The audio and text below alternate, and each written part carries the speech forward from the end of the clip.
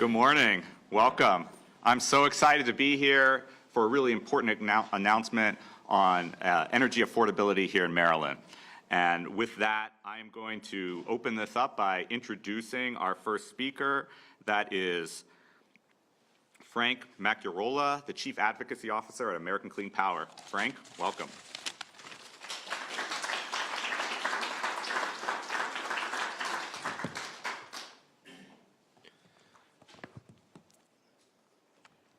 Thank you, Ian.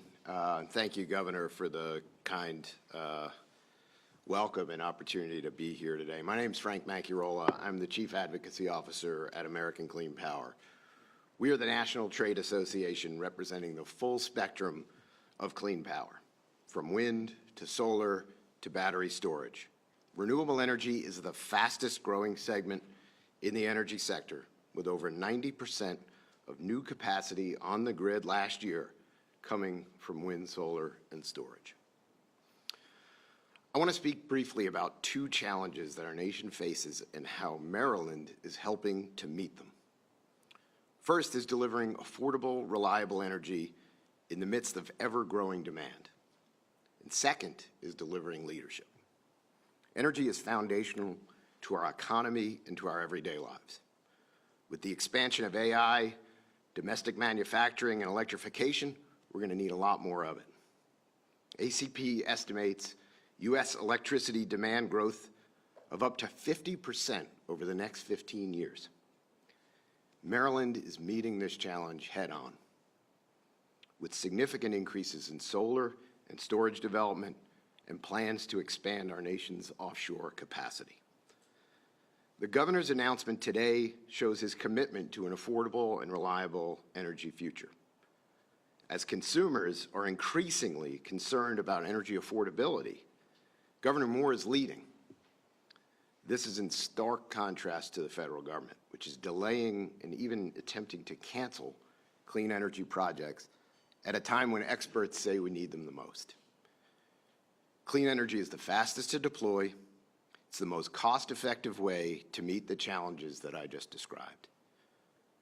Which brings me to my second point, leadership.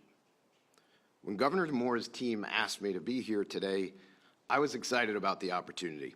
I've watched the governor's career with great interest, from his service to our country in the armed forces, to his success in finance and philanthropy, to his transformative time as Maryland's governor. Wes Moore is a role model in the true sense of the word. His leadership is grounded in integrity, compassion, intellectual curiosity, and collaboration. It's that kind of solution-focused leadership that we need to tackle the energy challenges, and it's one we need more of in our country. I thank the Governor for his leadership on this executive order that's aimed at delivering more reliable, affordable energy, and I look forward to his remarks. Thank you.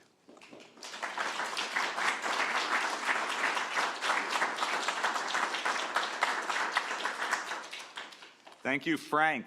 I am Ian Ullman. I'm the acting director at the Maryland Energy Administration, and I want to begin by a full-throated thank you to Governor Wes Moore. Just like Frank said, I appreciate your deep understanding that energy is one of the most important quality of life issues for the people of our state. Marylanders are feeling the strain of rising energy costs, and you not only get that, but you are committed to doing something about that. Marylanders know that climate change isn't going away without a fight, and you are committed to that fight. The Maryland Energy Administration itself is a prime example. You took an agency, Governor, with tremendous potential that was largely unrecognized by the prior administration and have turned it into a dynamo. By refocusing its mission to promote affordable, clean, and reliable energy for all Marylanders, you help light a path to a new energy future for our state. And by working with and through the agency, last year, we mobilized more than $200 million across the state for projects that support clean, affordable, and reliable energy in a myriad of ways. You are actively changing the state's trajectory toward a far more positive future. Whether we are talking about unveiling a new flagship solar initiative for the state's low and moderate income households, increasing the number of resiliency hubs in overburdened communities to provide critical life-saving functions during power outages, or helping more of our kids ride to school in electric school buses rather than starting their days in a cloud of diesel exhaust. You are beginning to more fully utilize the agency's potential. Accomplishments aside, there is so much work to be done. We've only begun to address the multiple challenges that confront us today. I know many of you may still be on your first cup of coffee. So I'm not going to bore you with a long list of the challenges, but they certainly include rising ratepayer costs, infrastructure needs, and of course, climate. I will underscore, however, just how substantial they are. None of these challenges alone would be easy to solve. So our actions will need to continue to be strategic and strong and diverse and thoughtful. And that is the focal point of today's event. I would now like to introduce Governor Wes Moore to discuss the details of a bold new energy initiative that will ignite new actions to confront many of these problems head on. Mr. Governor.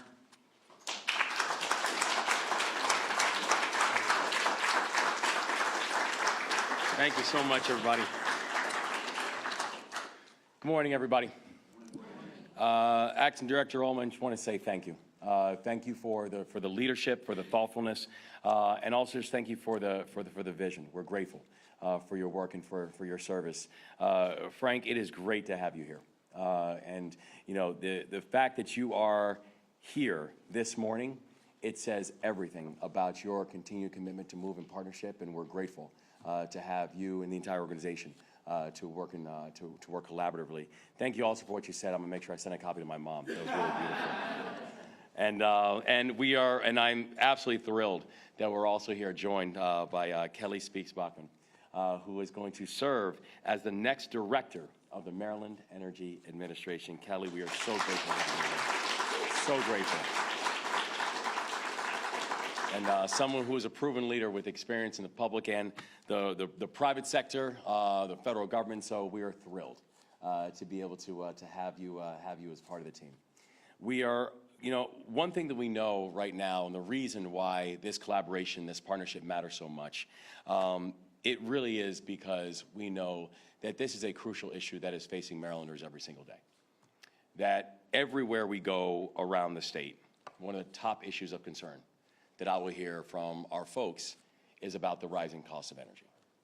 Whether we are in Anne Arundel County with County Executive Pittman, who's been a real leader on this issue, whether we are in Frederick with County Executive Fitzwater, who also has been a real leader on this issue, and whether we are in Montgomery County, County Executive Elrich, who also has been a real leader on this issue. The thing that each and every one of them can say and can verify that we've been hearing from everybody is that Marylanders are deeply frustrated. And the truth is that their frustration is justified. Because between September of 2024 and January 2025, the average Marylander saw a 184% jump in their energy cost. That we have seen that from January 25 to September 2025, the average Marylander's residential customer bill has increased by over $77. Since 2020, residential rates are up 44% in the state of Maryland since 2020. And the thing that we know is that Maryland is hardly alone. That in 2021, the average American family paid about $121 for electricity. That same exact family is now paying about $156 every month in 2025. That across the country, people are seeing the same kind of increases in their monthly bills, that between September 24 and September 25, that residential electricity rates in New Jersey were up more than 21%. That in Delaware, a household and their electricity rates climbed over 8% during that same period. In Pennsylvania, residential electricity rates increased by more than 15%. This is not a Maryland issue. This is a larger issue that our country has got to contend with. And just yesterday, PJM approved a $16.4 billion price hike, even as they failed to once again meet capacity demands for the states and the jurisdictions that they serve. 13 jurisdictions. And we just had PJM yesterday approve a $16.4 billion price hike. We are now facing the highest energy prices and the lowest reliability outcomes since PJM, which, by the way, I want to be very clear for the people of this state, PJM is a multi-state conglomerate led primarily by a board consisting of big business executives. And they're the ones who've now assumed control of our regional grid. The economists and the economics around this are very simple. And the economists all note that if PJM continues to fail to meet the demands for energy supply, prices will continue to rise. I have said it time and time again, we cannot build a 21st century economy on an energy market that continues to block new supply. The system's incentives are upside down. 20th century utility policy does not work in the 21st century. Families are worried about paying their monthly bills, and those families should take priority over businesses who are posting record profits. Our grid is aging. It's being stretched too thin. Electricity demand is growing, and supply struggles to keep up. This is basic economics, guys. If you have rising demand and you have stagnant or falling supply, prices have nothing to do but spike. And decision-making on energy policy is so fragmented that you have multiple agencies and multiple states that do not have a clear set of guidance as to where we're going. So I do understand that for a lot of people, what I was just talking about might sound very technical. But I know for that family who that bill is about to arrive, and they don't know why it just doubled, policy stops being technical. And policy gets real personal, real quick. And that is what this administration thinks about every single day. Who we fight for is the person who has to open up the utility bill. Who we fight for are the people who do not understand why things continue to feel and be more expensive. And now enter into the big, beautiful bill and the policies that we are seeing from the Trump-Vance administration that continue driving up energy prices even more. It's amazing watching how this Trump-Vance administration seems absolutely hell-bent on blocking clean energy projects, when it's actually the clean energy projects that have the greatest potential to expand capacity, and doing it cheaply and doing it quickly. But the problem is, facts don't matter. For this administration, ideology does. And in our state, our administration has one very clear goal. We stand with the people. We stand with the people today. We stand with the people tomorrow. We stand with the people always. And so today, I will sign an executive order on energy affordability and energy reliability. No state controls the national energy market. There is no governor who could turn around and say energy prices are down, because there is no governor who is forcing energy prices to spike. No governor can lower prices tomorrow. But here in Maryland, we will do everything in our power to bring relief to the people. We will confront the unaffordable and untenable system that's causing energy bills to skyrocket in the first place. We will push for those responsible for rising prices to change their ways. And our executive order will help Marylanders through 4 very specific actions. The first, we're improving internal coordination and partnership. This order creates the Energy Subcabinet in the state of Maryland. This subcabinet will be the nerve center for driving energy policy in the state. We will bring together members of my team and my cabinet, including the Maryland Energy Administration, the Department of Natural Resources, the Department of the Environment, and also we'll be establishing the Maryland Energy Advisory Council. This council will give experts from throughout the state and the region a stronger voice in Maryland's energy decisions. We will bring together leadership from the General Assembly, from utilities, from labor, from consumer advocates, and more to make sure that we're working together and working in partnership. And they will be tasked to identifying what's blocking progress and also tasked with recommending solutions. The second, we are going to increase accountability for those who are delivering energy here in the state of Maryland.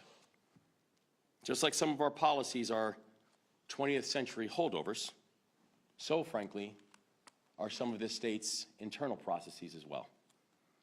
So it's time to take a hard look at whether our system is set up to prioritize low-cost solutions over expensive projects. This means focusing on the results that Marylanders actually care about, like speed, like affordability, and like reliability. The price of progress on energy production cannot and will not be borne by Marylanders alone. And we know that this requires a sense of speed that Marylanders demand. Third, we're modernizing the grid with smarter technology. Instead of always building new power lines, the state must first examine technologies and locations that will deliver energy quickly and deliver energy effectively. Utility companies will be asked to look into new technologies instead of building unnecessarily costly projects that benefit them. And fourth, we are cutting red tape and we are accelerating deployment. State agencies will identify land that we already own where we can build energy infrastructure faster.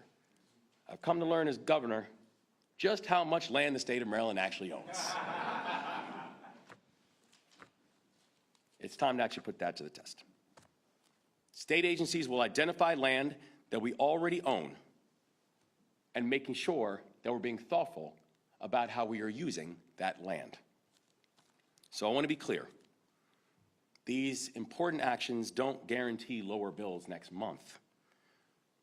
We need our private sector partners, many of whom are multi-state and multinational conglomerates who are having a very good year,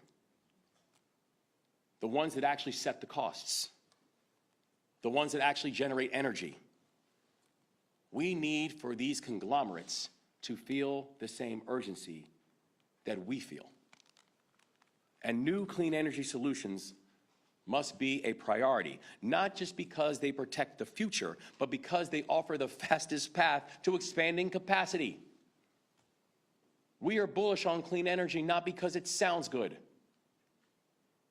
but because it can help our people. That's why we are going to make sure that clean energy projects are prioritized. New clean energy solutions are not the problem, as some people ideologically and falsely would claim.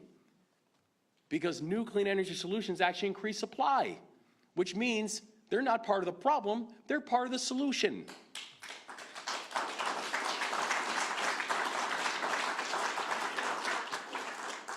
This executive action will lead to better partnership, because we cannot wait for big corporations to take actions on behalf of the people of the state of Maryland. We cannot wait for PJM to take regional oversight and do their job. We can't wait on Washington to be able to overnight undo the policies that have caused energy prices to rise over $200 since Donald Trump returned to the White House.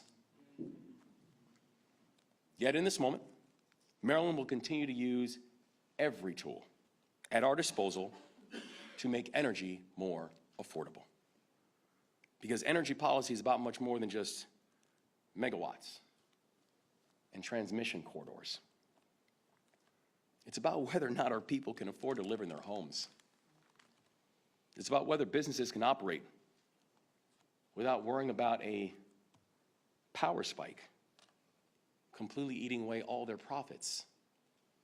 It's about whether the system works for people and works for the people who will use it, and not just for the companies that run it. We don't get to choose the moments that we are in, but we do get a chance to choose whether or not we respond. We do not get a chance to choose about what moments or what eras that we get to lead in. But when those moments choose us, leading is the choice. And Maryland will lead. Are we going to sit back as Marylanders are squeezed by soaring energy costs and just point fingers? Or will we move in partnership and act with urgency? So once again, gone are the days of no and slow in our state. Now is the time for yes and now. This is the moment when we're going to get it right. And that's what this executive order is all about. So thank you so much for all the leadership and the partnership, because the work that we're going to do together is just getting started. So thank you.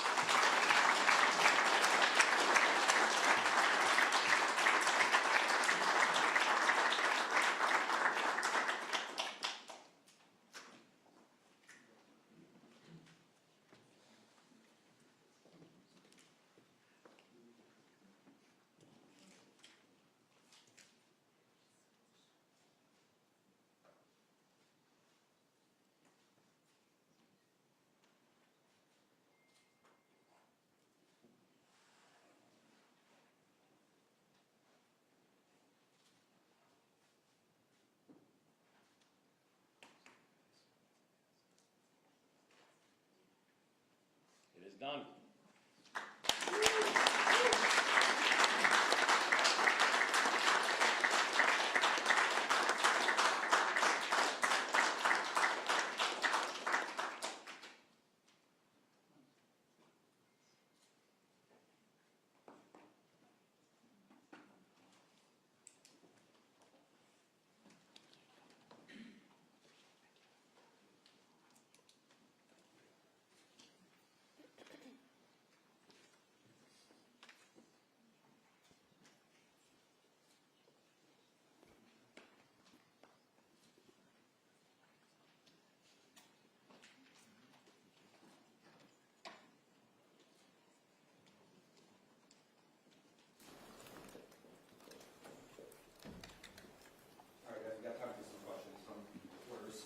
Governor Moore, I know you just cited this executive order. We've got a session coming very closely, quickly.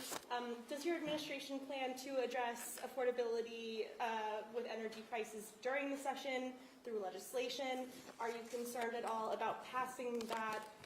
Because now it seems like there's a bit of a rift between yourself and some of the members of the General Assembly. Listen, the answer is yes. That energy will be something that we will be leading on during this next session. Affordability is something we will be leading on in this next session. And looking at what that means across the board. That when we're talking about affordability, it does mean what are we doing to deal with the issue of housing?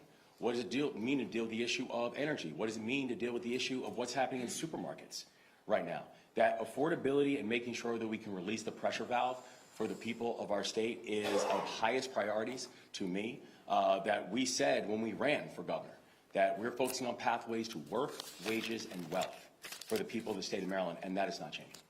At the same time, it seems like GRAC is going to analyze some maps from the public that might come up during the session. Is there room for both redistricting and affordability? Yeah, I think the people of our state expect us to be able to walk and chew gum at the same time. They're not asking us to prioritize and say, well, don't address X because we're also thinking about Y.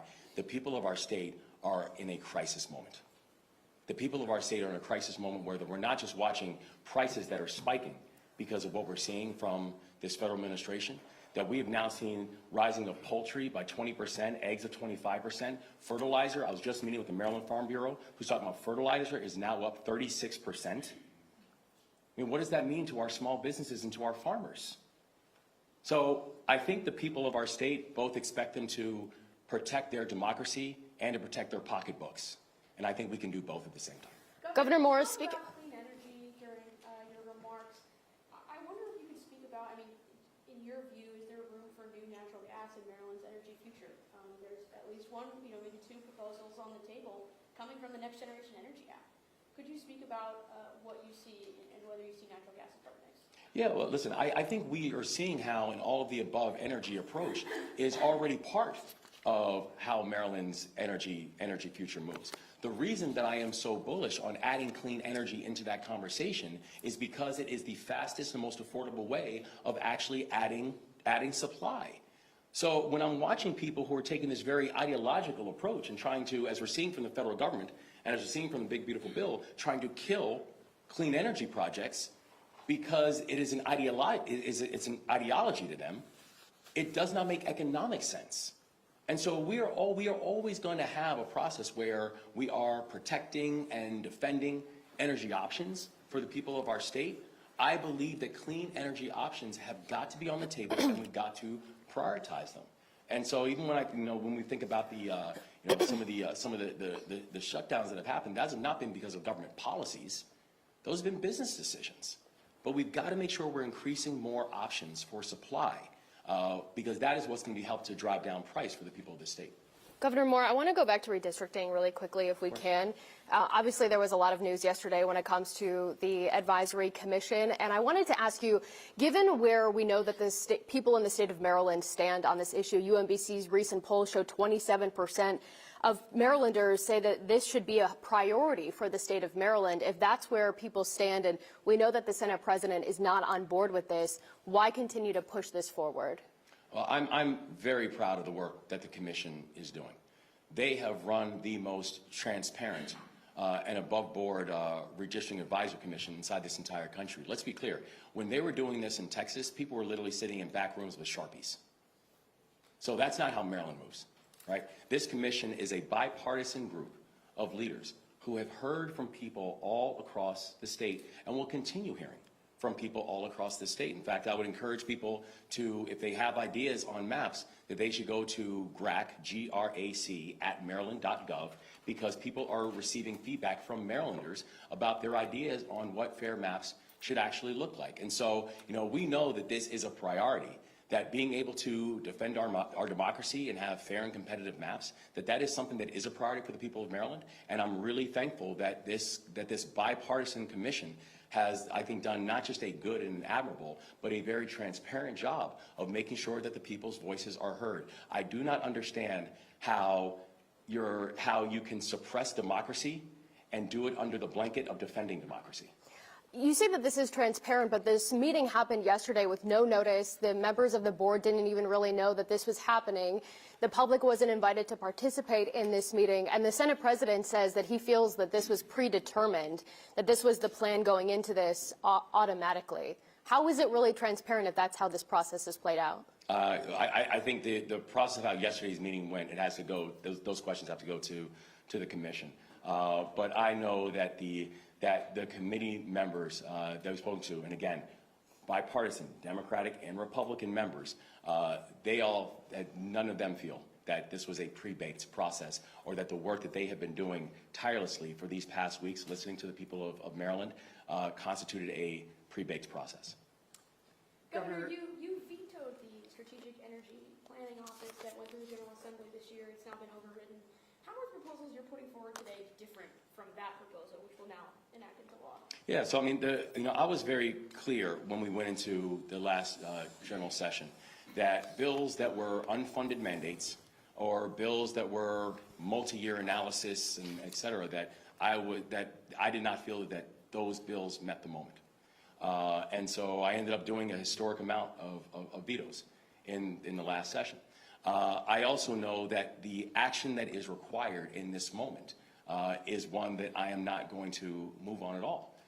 And that I will work with the General Assembly to be able to ensure that we can move in partnership to really advance a better future for the people of our state and to move faster, to do it now to help the people of our state. But I also know that I'm unafraid to use the powers vested in me as the governor to be able to use executive authority to move fast. Governor Moore, if I may, back to this executive order. I think you touched on this at the end of your remarks, but I think a lot of people will read about this and hear about this and say, how is this going to help me right now? When they're looking at their projection, their bill from BGE, using less energy this month, bill almost $100 more for some people. Will any tenet of this executive order provide immediate relief to Maryland customers? And if so, how? And if not, why is it worth it to wait? Yeah, well, I think the thing that we have seen with this executive order is the process actually does matter. And the process that we have had both as a state have not been able to keep up with the type of demand that is being required and necessary. We've also seen that the ones who are actually regulating those specific prices, the multinational, multi-state corporations, that there has not been the kind of accountability on them that has been necessary and required. And so what this executive order does, it helps us not just to put our own house into order, make sure we have all the right people that are sitting around the table, but then also putting the right kind of pressures on these multi-state, multinational conglomerates. That's putting the pressure on PJM, the ones who are actually responsible for authorizing new projects and increasing measurements of supply. And we are going to make sure that we are using every item and flexibility at our disposal to be able to bring instant relief to the people of this state. We've seen how just earlier this year, we've already allocated over $200 million rebate to the people of this state because of energy concerns. And we are going to continue pressure testing every single valve that we have to make sure that people can get quick relief on something that is frankly not their fault.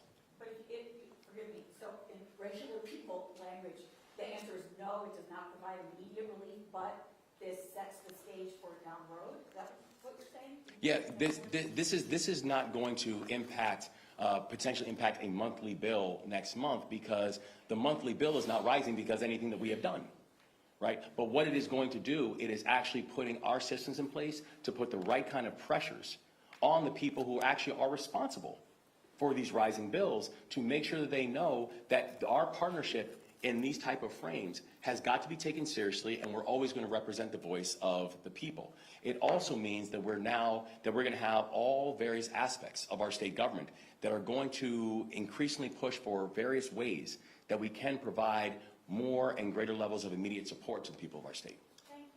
Governor,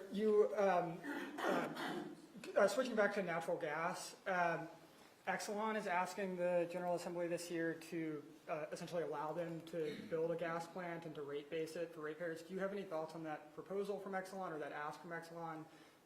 And have you had any conversations with Exelon about that ask? I have not, and I have not heard that proposal that they're making to the General Assembly. And so I look forward to working with the General Assembly to ensure that the bills that make it to my desk are bills that I think make sense on behalf of the people of the state. Governor Moore, how do you as an executive ensure that that Marylanders understand what its government is doing in its name?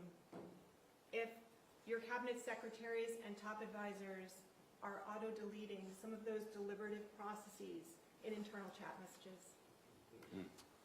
I would have to look more into what exactly you're referring to.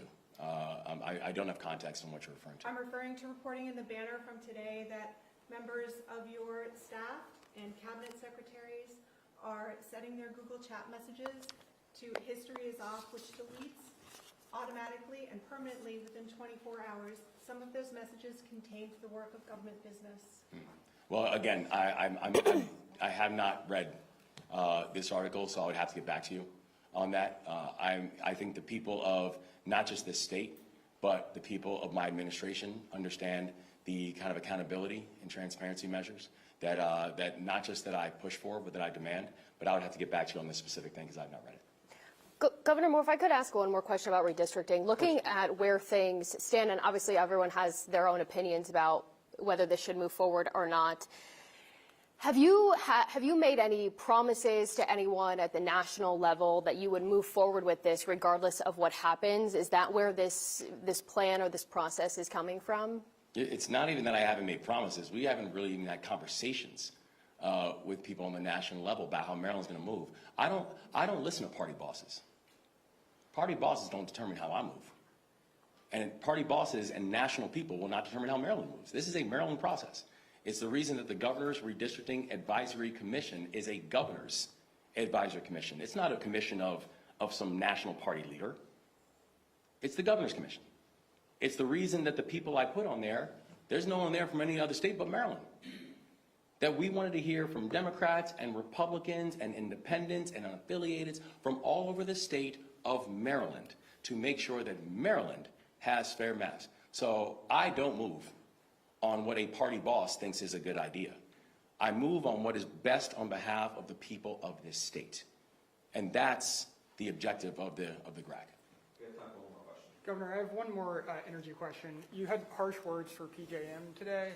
How much blame do you think for this affordability crisis in Maryland falls on the shoulder of PJM? And then related to that, how much blame do you point at data centers out of state lines over specifically Northern Virginia? Yeah, I think blame has to go to both, frankly. You know, when I think about PJM, and the reason that PJM is important to note in this is that this is not a Maryland issue. That, as I mentioned before, whether it's Pennsylvania, whether it's New Jersey, whether it's Virginia, whether, you know, that all the PJM states are all saying the same thing. That we have this multinational conglomerate that is basically determining which projects we can move forward on, and the pipeline that we have in the choke point of PJM has been deeply problematic to not just Maryland, but other states. It's the reason that I've been working in coordination with both Democratic and Republican governors all around the country to demand that PJM offer more transparency in their process and actually give us a seat at the table when they're making these decisions. But I also know that when it comes to the future of data centers, I do not believe in the false choice that oftentimes is being laid out. That it's either, you know, we let big tech do whatever they want and we turn into Northern Virginia, or it's don't allow any type of economic development in the state. I don't think either one of those answers are right. I think we have to come up with a process where we are working with the community and with local leadership to be able to determine how can you have data centers that can do best practice, things like bring your own generation, and actually working with the environmental community to ensure that, yes, we should be able to benefit from the jobs and benefit from the economic activity, but you cannot do it in a way that's actually compromising the environment when you're doing it. And I don't think you have to choose between those various aspects. And so, especially now, these things are going to be lining particularly up the PJM corridor. We want to make sure that we can be competitive as a state, but we also want to ensure that this is being done in a way that is working in partnership with the community, that the data centers are bringing their own generation, and that is being done in sync